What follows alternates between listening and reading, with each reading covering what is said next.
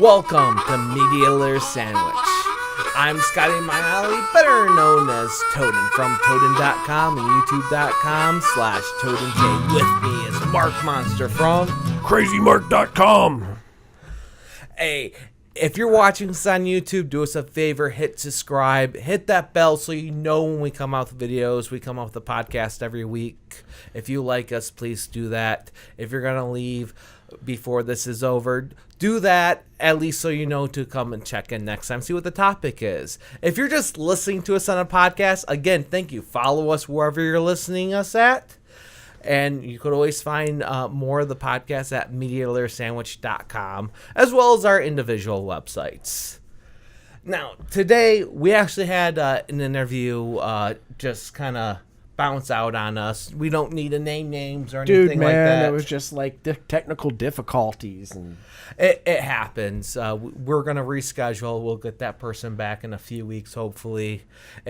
One of those things where we really do want quality. We had them come in through video conferencing. Their internet wasn't what it was. We tried that before with someone with bad connection. And nothing like getting a gas down or our fries, shake, and coke.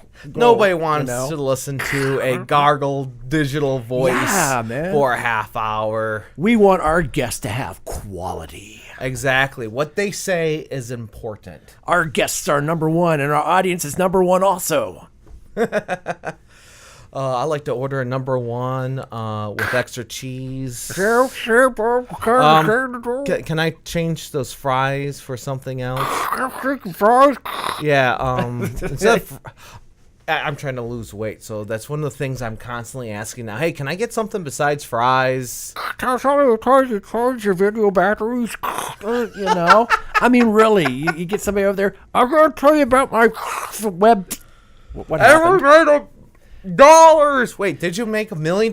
No, we only made dollars and cents. And you don't want to listen to that. Our new web. Well, now, what is he talking about? The web, and it just cuts out, Okay, so our backup topic today, you got to think ahead, is we were both older students. And not only, except for Mark. Mark is still young and beautiful. Compared to most, I'm a monster. When I was in college, I was a slightly older student, and you are still a slightly older student in college, and we're doing this while we're in college. Yeah, and you're doing freelance work. When I was in college, I had a part-time job, sometimes multiple part-time jobs, and doing a podcast on the side and videos and all that stuff. So time management comes in huge play, and I know it's tough. Luckily, I shouldn't say luckily, but I know one thing we didn't have to deal with was a family, and I taught school for a little bit as an assistant teacher, and I had students that again were doing side jobs, a part-time job, if not full-time job, and had a family they were taking care of. Especially my hat's off to all those single parents out there who's really hustling it. I mean, honestly, you got more bleep than I have, taking care of a child, going out there, going to school, juggling a couple jobs. You are a superhuman, I tell you that. I know at my university, in my classes, now I wasn't the professor, but all the professors I've worked with, and I was kind of like the second teacher, the assistant teacher, we never said no if someone had to bring their child in. And, of course, there were small classes, but we never said no. If someone had to bring their child in, I'd give them a brand new, fresh pair of headphones, and they'd usually just be playing computer, or they'll be paying attention to us. But the kid's got to behave, I was in a class where this guy brought his kid, and the kid would shoot right to the back of the class. And while we were trying to concentrate on coding, back there, this kid's making all sorts of noise, doing video games and stuff, and it's a big distraction. Well, see, that's why you give the child headphones. Yeah, he had headphones, but of course he was also making all sorts of other noise. So, that's unfortunate. Luckily, I had a really good experience. But back to the time management and going through it. Tell us a little bit about how you do it right now. Right now, I do it by the roll of the dice. No, actually, you got to plan your time. If you've got a set schedule where you got to be, especially in school, and you're going on a government grant, and yes, indeed, folks, I was fortunate enough to get a Pell Grant. You have to adhere to what that grant says. You have to get good grades. You Yeah. have to get grades. But Good. let's talk about Yeah. time managing. And time management. You have to be in attendance, 100% attendance of those classes. So you've got to get on the good side of all the instructors, just in case you blow a tire, something's running late, you're sick, so that your absence doesn't count as an unexcused absence. The question everyone's yelling is, how do you do that? You just have to communicate. You got to communicate to everybody. To who? How do you The communicate? instructors. First day, it's And your instructor has already communicated to you classes this time. Yeah. See, what happens is, though, at this time, but they also hand out on the first day, for those of you who remember, first day is, you got to show up on first day. You just can't let it slide, because they hand out important material, their direct numbers, Say their that direct word. emails. Say that word. Oh. Syllabus. Yes. Syllabus. But it's communication. And those can also be changed. I know some instructors will change those on a dime. But it's a good starting point for the class, your syllabus. It gives you a good idea how much homework. And if you're there on the first day, they'll tell you. And that's what I did. I was like, okay, for this class, I'm going to have this amount of homework. And what I did was I always scheduled, if it was a 3-credit class, I scheduled a minimum of 3 hours a week to study for that class. Usually you want to do twice that amount of time. So 6 hours, which is a lot of time, but it's okay. You merge that time with other classes. In the 6 hours, you have these different classes, and it changes back and forth. But in the classes that I have right now, they are more produce. In other words, you've got to produce the art. You got production you have to create. So aside from just the 3 hours of study, which might be study, you're in labs. So in other words, you have this part of the day in class and lecture.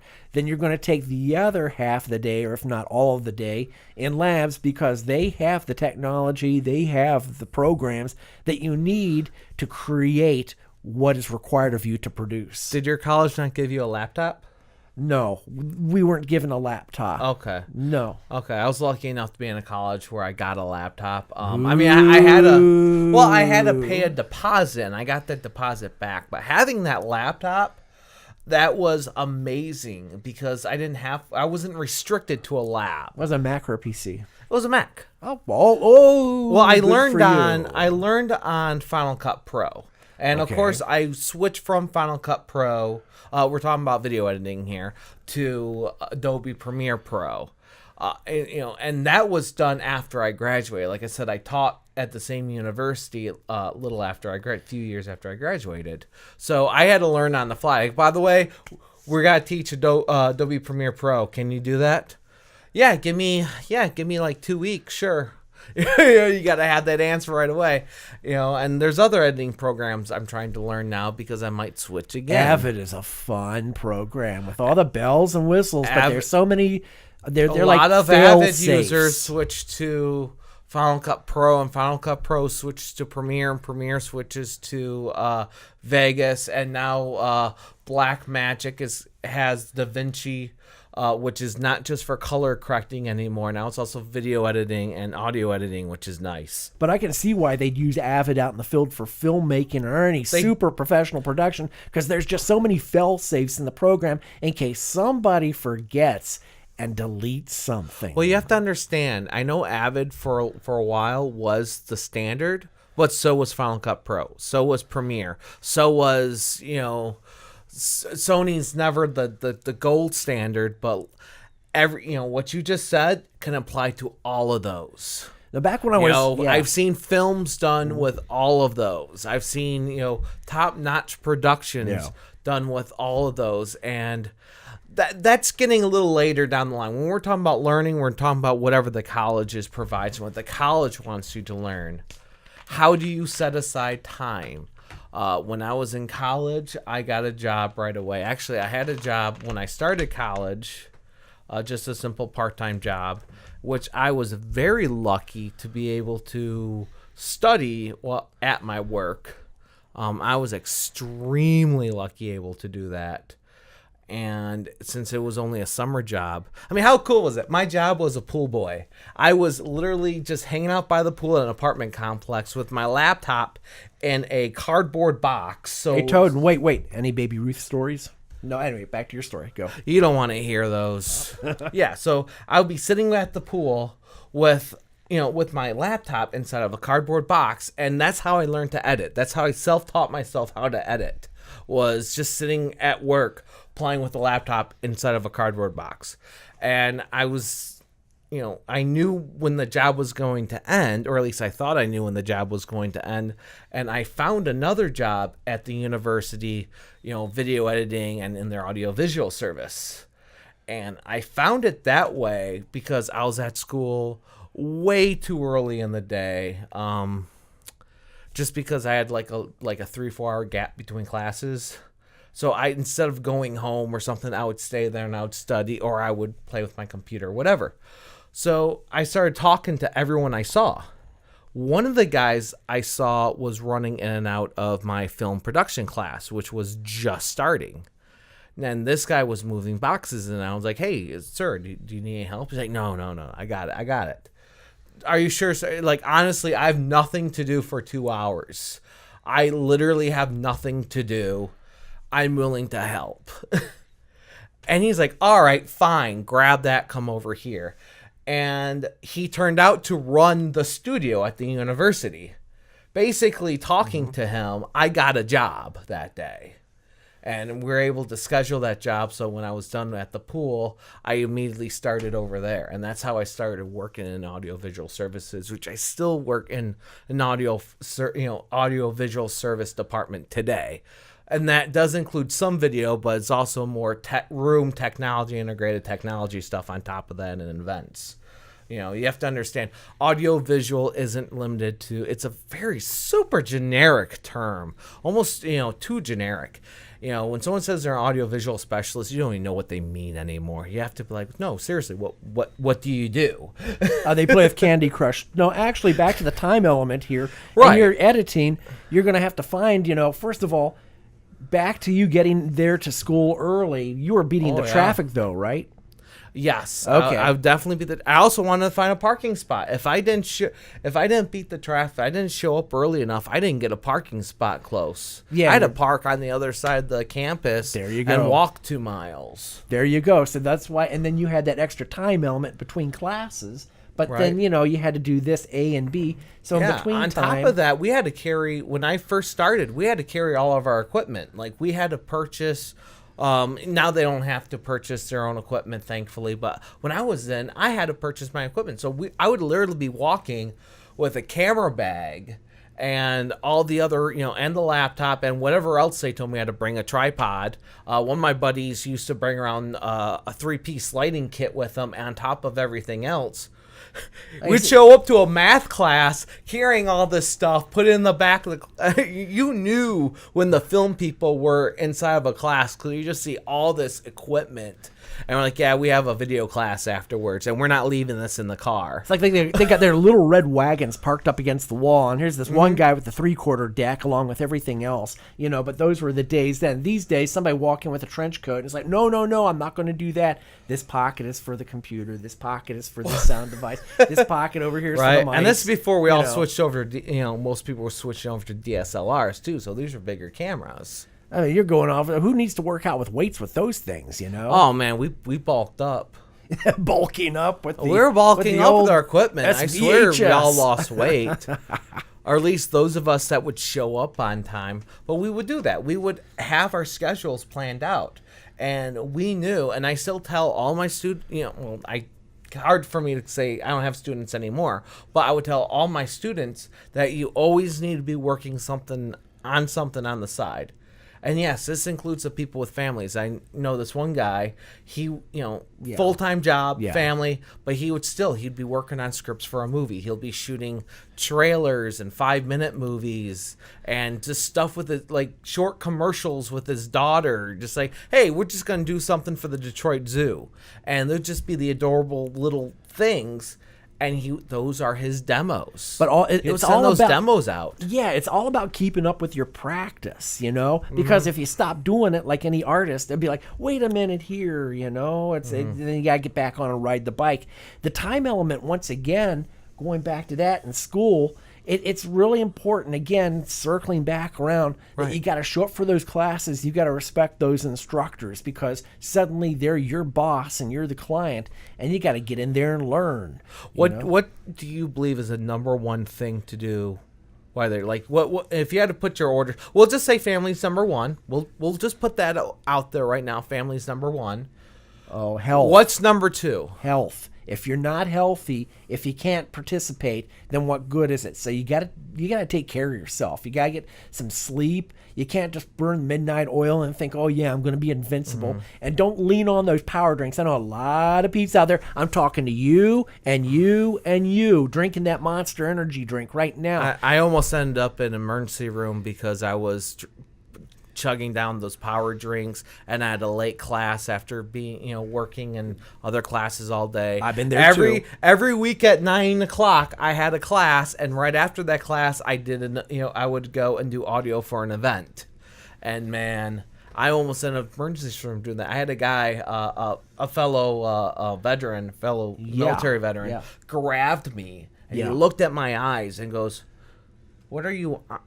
Dude, are you okay? He's checking my I don't know what was going on that gave him that, but he's like, you need to sit over here, and I didn't realize what I was putting my body through. Yeah, for all you young guns out there, as far as time's concerned, you got to balance your time also to get the appropriate rest, because you can think you're invincible right now. It's like, oh yeah, Mark's an old BSer and stuff like that, and forget him. These old people, they don't know anything. But really, I chugged a lot of Monster Energy drinks in my time. He's telling you from experience. Toaden knows what's going on, but it will lead to high blood pressure. You will have it happen to you. I'm a case example. They found out I had something like 200,000, like 200 over 100 or whatever. You should be dead. I've heard that. I don't know how many times. Oh man, you should be dead. We got to put you in the hospital.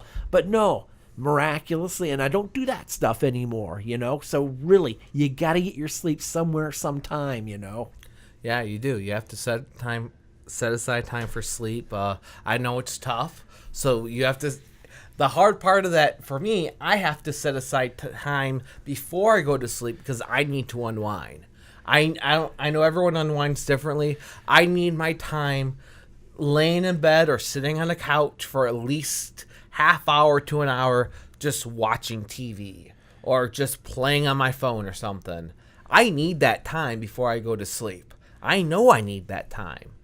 And most people you need this time. You know what winds up, whether it's reading a book, talking to a friend on the phone, whatever it is you do, you need that time. And some people can literally just be like, all right, I'm going to bed and knock out. Not everyone can do that. Yeah, really, honestly, out there, we're going to ask you all, what do you do to unwind after a crazy day, after a crazy production? I mean, how do you unwind? Go ahead to the YouTube page, go to the bottom of the video and comment. We want to hear your comments. We read our YouTube, we read our Facebook page. We have a Facebook page now. We read, just go ahead and comment wherever you're watching this. Or you could always email us, podcast@MediaLitterSandwich.com. And yeah, speaking of friends, we also want to give a big shout out to Carl out there, who figured out on our new Media Litter Sandwich Facebook page that photo was indeed a transistor, which was deemed as the number one tech invention, the number one tech item of the 20th century. And we're going to figure out what's going to happen in the 21st century. Could be holography or anything like that. But back to our time. Yeah, you're having fun with that page. You're putting out trivia questions, and we'd like to do more with it. I think we're doing some cool stuff. We're putting out polls. We're already figuring out events for the future. But speaking of the future, is something you mentioned, Pell Grants. Yes. And that's something else that I had to set aside time for. Every year, I had to look for new scholarships. I knew I had to do those projects. My number one, of course, family. My number two was in health, but health should have been a lot higher than what it was. I still think health needs to be higher on my list than what it is. Yeah. Also in my top 5, definitely though, is if you're a student, I said this at least 6 times already. You need to be working on other things, because I don't think that your schoolwork is number one.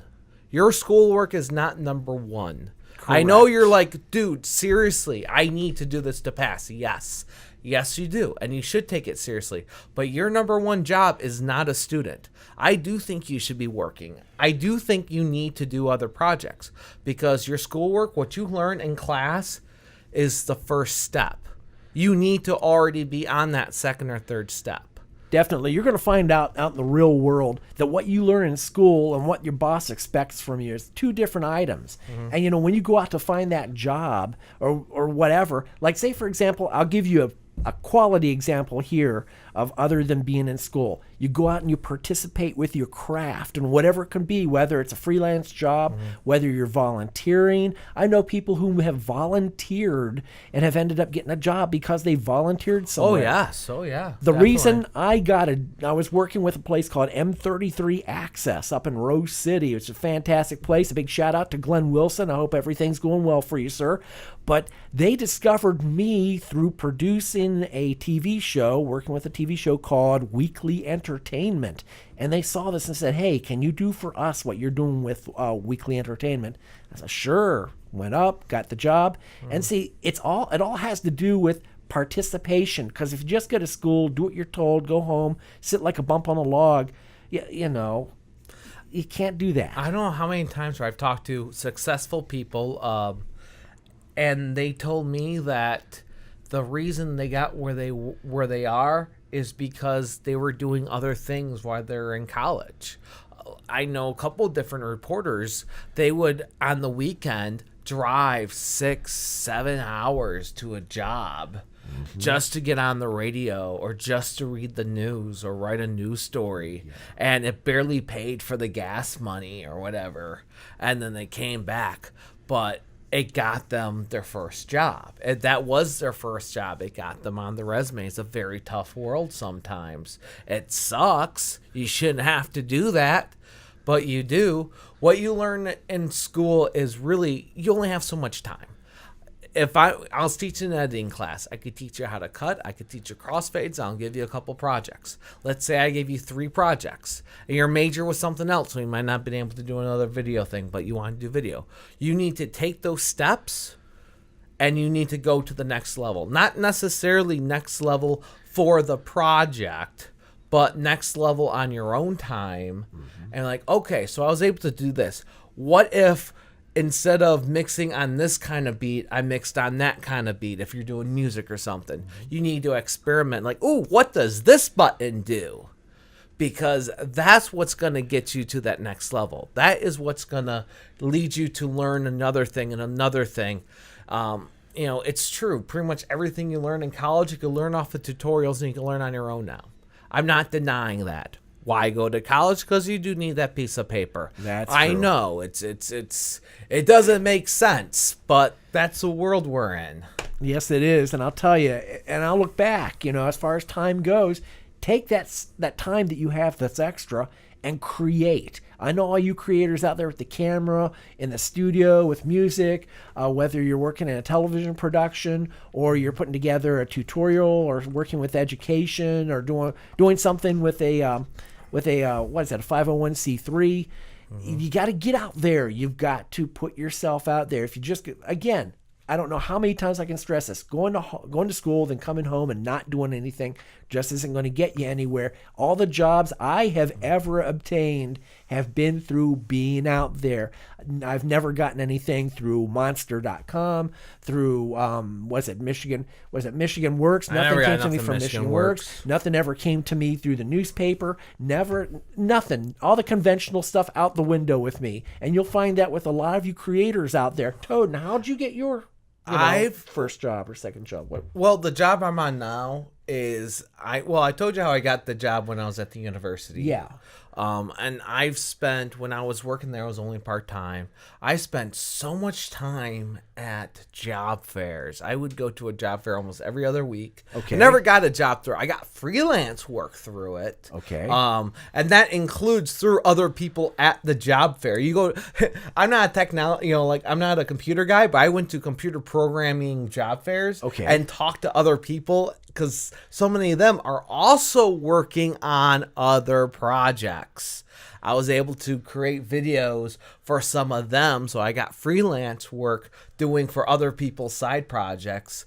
I also, and I know people that got full-time jobs doing that too, just going to, meeting people, working with people on other things, and they got sponsors or they got something and they brought them in. I used to tell my students, hey, look, you might be my boss one day. Guess what happened? Some of them told their bosses about me, and I was working underneath them on a freelance job. So I got no problem with that. My current job, I met them at job fairs, and I knew a lot of people that work for the company, and I almost set aside, I was like, well, this is something I'm going to look into if I really need to. And when I did actually look at it, it was a great job. And I just got very, very lucky. So I did go through some traditional sources, but I also had my eye on the companies I wanted to work at. And I would hit up the recruiters. I was hitting up the recruiters. I was talking to them. I was checking the websites every single week. I knew what day they uploaded the new jobs. I knew what time they uploaded the new jobs. I can still tell you, DTE Energy uploads their new job stuff every Wednesday at 11 p.m. And that includes internships and video. Check it out. I can tell you Consumer Energy uploads the same time every...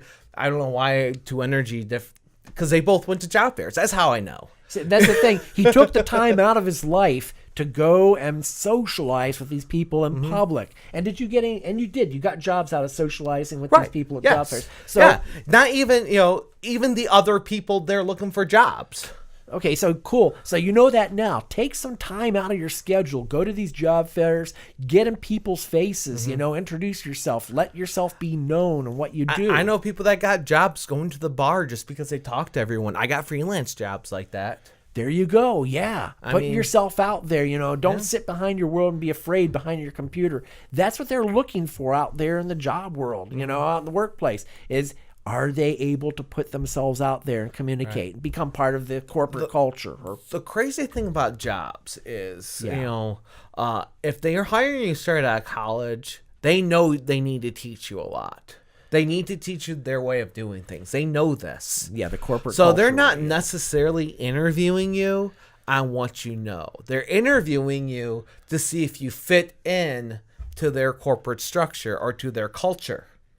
So it's not a bad thing if you fail a job interview. I failed many, many job interviews. Dude, I failed more than you. I had a guy on LinkedIn asking, going through and doing mock interview questions, and he'd just say, every one of your answers are the worst answers I've ever heard. But you know what? I wouldn't have fit into his structure. Yeah, I've heard and that he one told before. me his ideal answers. I'm like, dude, that's horrible. By the way, you're going to date only the woman we tell you to date.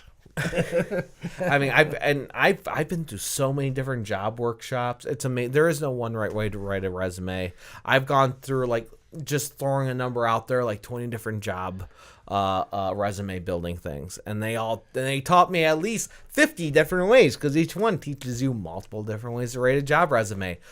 There's no one right way. And forget the trends, because it happens here today, gone tomorrow. Just be yourself and put be yourself yourself, and when it comes to paper, make it simple and readable. Now, true, you might have to relocate to the other side of the U.S. or somewhere like that. See, that's interesting, because I've done that. I've never relocated for a job, but I've sent resumes all over the U.S. There was times where I was very desperate to get a job in radio, and to find the next step. I was putting resumes all over the U.S. Usually they will not contact you. They want people that already live there. One tip I will have, because I did get at least phone interviews based on this, is if you know someone in the area, or say you're going to move to an area. Of course, the first question they ask you, if they like you in your phone interview, is, when are you planning to be here? So, be honest and everything, so you don't want to give them unrealistic expectations. But I've done that. Like, hey, I got friends in this area that are willing to take me, for a few weeks or a couple months until I get ready, until I get set. I'm like, hey, I'm thinking about moving over here. This is where I would be living if you... It helps. It really does help. Yeah, so again, talking about time, have that schedule book ready in front of you. If you're interviewing after you've gotten out of school or while you're still going to school and you're interviewing, and they ask you, like Toaden said, how soon can you begin? What time can you be here? You have that schedule book right away, right there in front of you. You can say, I'm available next week at this time. Let's get together then. Does that work for you? Mm-hmm. And boom. And be realistic. Don't give unrealistic, don't be too hard on yourself. And you'll find doing side projects is a stress reliever. Especially if it's something real simple. I knew a guy, he was stressing out over a bunch of stuff. And he was like, this project, I have to edit this project for editing class. Right now, I'm just going to edit it however I feel like it. I'm going to grab any song I feel like it. I'm going to grab any B-roll. And he would edit together a bunch of memes into the project. Then he would be like, now that I've done this, I could go do the project. I've known other people, and believe it or not, taking a little bit of time on the side to game. I know a lot of people would rather go off and do League of Legends, play League of Legends or get immersed in that new Friday the 13th game. It's Kill a couple things on Doom. Yeah, there you go. Nothing like becoming Jason and going out and, knocking off everybody, Yeah. I mean, I can't tell you what will relieve your stress, but, doodling and stuff like that. And I've also found being healthy helps. Like, I need to get back into that. But for a time, when I was going to the gym, on a regular, when I was able to do that, and I need to do that again, that relieved so much stress. I felt so much better, less stress, more motivated. I don't know how I was more motivated. Dude, you're gonna laugh. But I was. You're in better shape than me. The other day I was practicing with this new drone, and I was like, oh man, I got way up in the air. It's over the house, and all of a sudden a wind blows it into somebody's yard, and I go over and I'm like, wow, it's in the next yard. Hey, I'm gonna jump the fence, and I go, wait a minute, I haven't jumped a fence in 20 years. So I get ready to jump a fence, and something says, don't do it. So then I go back. Yeah. So it's like I began to hear pants rip, and I'm like, ooh, that's the wrong thing to do. I don't want to become Fat Albert jumping the fence. So I go, okay, let's think. Go back. You've seen those paint extender rods, that go out to like 15 feet. I go, hey, I got one of those. Go back in the garage, pull that out, extend it, and reach over the fence. I say, man, I feel like a real schlub. And I'm over there picking up the drone gently and bringing it back.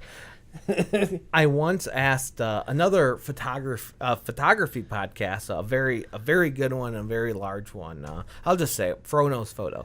I asked Fro Knows Photo once, hey, what would you suggest to be just better at everything? Like, you all keep talking about working out.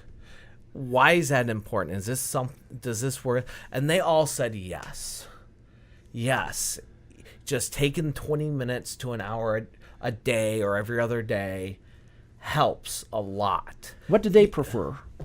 Well, there's 3 different hosts on that show. 2 of them are avid people at the gym, and they say it helps them. It helps them focus. It helps them be motivated. It makes them feel better. I need to go back to doing that.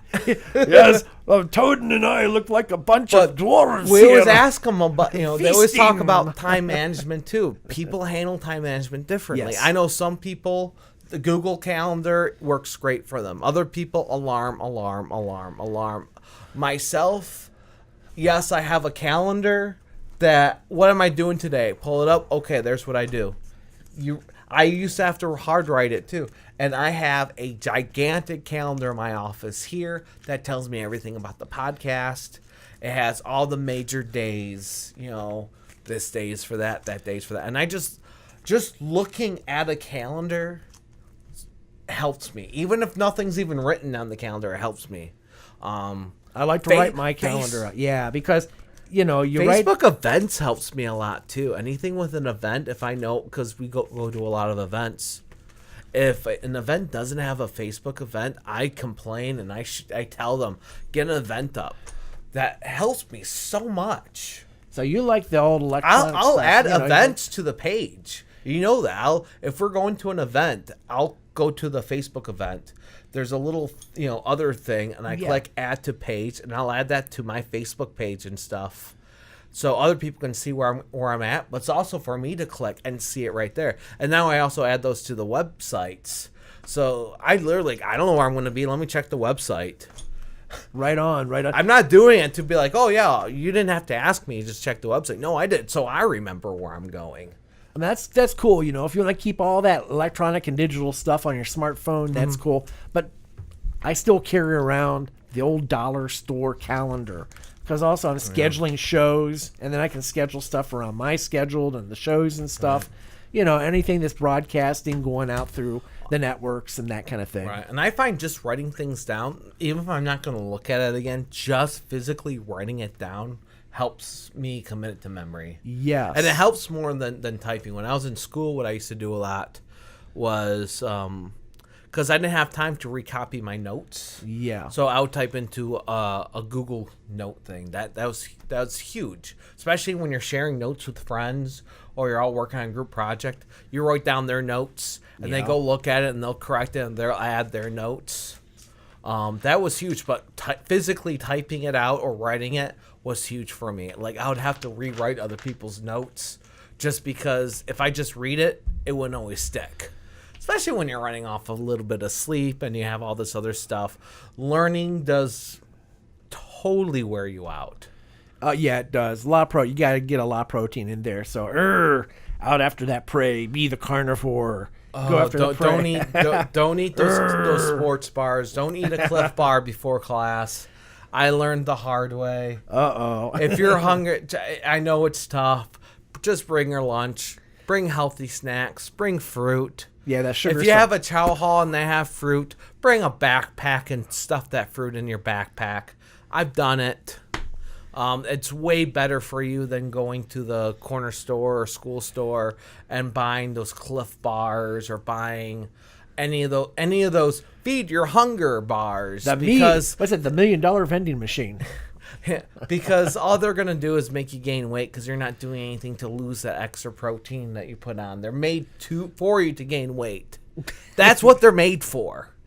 So, yeah, it'll help fill you up, but it won't. Man, who are we to give health advice, man? We're media guys. Yeah, we're two guys. We're dwarves eating at the buffet, feasting. Oh, man, being a student is something else. It's tough. I remember, it's weird, though, because I went to a school where, I was on grants and scholarships and, the GI Bill. And I found out a lot of my fellow students came from richer families. Because it was a private university. Yeah. I somehow slipped past the gates. I'm still trying to figure that one out. But they would have free pizza and stuff like that. And I was the person, I would find out where all the free food was. That was just another thing. I took the time to figure out where the free food was. When is it normally served? What's going on? And I had to do that myself because a lot of these people, they're like, I have no money. I'm like, hey, there's free food across campus in that building over there. No, I'm going to sit right here. Okay, well, you do that. I had to be in that mindset. I was like, you know what? I'm enjoying our conversation. I enjoy the time we have together, but man, I got to go eat. I'll go by myself. Let me grab my 50 pounds of equipment and walk a mile down to the other building and try to get something to eat. You can chow and work on your stuff, man. And do your thing. You'll find that every university has some kind of scheduler in it, and you could see what rooms are booked, and you find out which rooms normally have lunch meetings. It works out. You find when your city council, your student council's meeting, because they always, at least my university, I know other universities do the same thing. Student council meetings always have food. Greek council meetings, if it's not this fraternity or that fraternity, but when all the Greeks, when they have their Greek government council meeting, they usually have food. Yeah. Because they want to get as many people to show up as possible. Dude, things like that. See, again, I think what it all boils down to is that while you're balancing your time out in between school, in between going to bed, getting your rest, maybe getting a little bit of exercise here and there, also take some time out to socialize. Go beyond your framework. Go beyond your network and meet some new people out there that could lead to that career make and break job kind of situation. That interview. Again, we talked about an interview. Don't worry. There's no such thing as a right or a wrong answer. You will find a place to fit in, even if you do have to move to Beijing or Florida or Houston or Las Vegas or whatever, The important thing about interviewing is being yourself. Because if you're not yourself, you're not telling the interviewer who you are. And as I mentioned, they really are gauging if you'll fit in. You don't want to work at a place where you won't fit in. I know. You shouldn't worry about that either. You shouldn't worry about that. Just be yourself. And remember, you're interviewing them as well. That is correct. If you're like, you know what? I'm not changing my hair. I'm going to keep my long hair. I might spike up my hair once in a while. You can be like, hey, what's the dress code? If I dyed my hair 20 different colors, would anyone care? Yeah, there's nothing like getting involved in a company and wasting your time in a situation where you're stuck. You're lingering 4 to 5 years somewhere where you come in, you punch a clock, you're doing your work, but here are these people you just don't identify with. They're going off to have their form of fun. You're just not feeling it, and then you end up going home alone, It's just, again, that's another time element. Don't waste your life that way. Be yourself. Right, and be honest and straightforward. I knew someone who got a job. She had some she had some medical drawback. She's like, hey, look, I can't stand for more than this period of time. I need to be able to stretch my legs, so I can't sit for this period of time.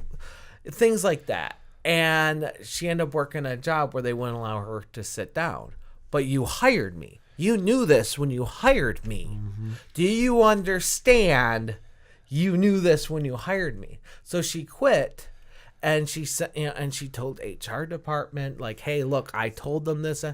She ended up getting huge apologies. She ended up getting, them helping her out finding another job because they didn't want her to sue them. Yeah, there you go. It's so, it goes out to everybody. You're hired underneath false pretense. You and HR take the time to listen to the person you're interviewing, and the person who is interviewing take the time to know where you want to go and who you want to be with. Just like Toaden said, he was out there researching where he wanted to go. And right now, you're still looking around. Well, you're kind of in a good place right now. I love where I am right now, dude, man. And from what you've told me, it's a real playground. Yes, indeed. But yes, there's a real playground there. Oh yes, But yeah, and me, I'm still I'm pretty much crazy Mark in my own world, and I freelance, and that's all I'm going to say about that. And you're still going to school. And you're the same age as your instructors. It's interesting because on one side of the room you have the students, you have the instructor, and off in the corner is me. Oh, the monster is in the corner. Okay. So, I'm walking down the halls, and I'm pretty much alone, I always felt more comfortable talking to the instructors anyway. I had so many students that kind of I just didn't click with them. I never felt in competition with them, which is good. You shouldn't feel like you're in competition with anybody.